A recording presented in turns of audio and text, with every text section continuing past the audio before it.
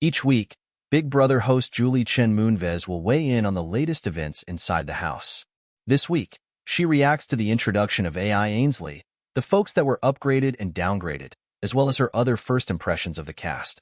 What did you make of both groups opting not to vote Ainsley into the game? Julie Chen Moonves, silly rabbits, tricks are for kids. Don't they realize you should always do the opposite of what seems smart in the BB house? In the normal world, of course you don't. One more person in to compete against. There's always going to be a consequence for being ruthless.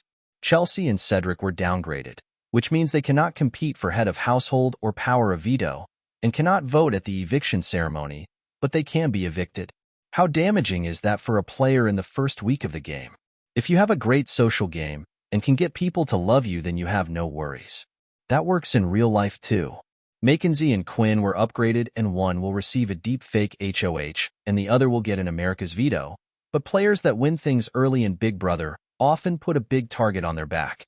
How careful do they have to be about their victories and whom they tell? They should tell no one right now. They should only tell if they can use it for loyalty later from someone they already feel a bond with. Finally, give us your first impressions in terms of who stood out to you either for good or bad reasons. This may sound corny, but I love all these house guests. I try and look at all people the way Jesus would, and I find the treasure. That said, I love Angela.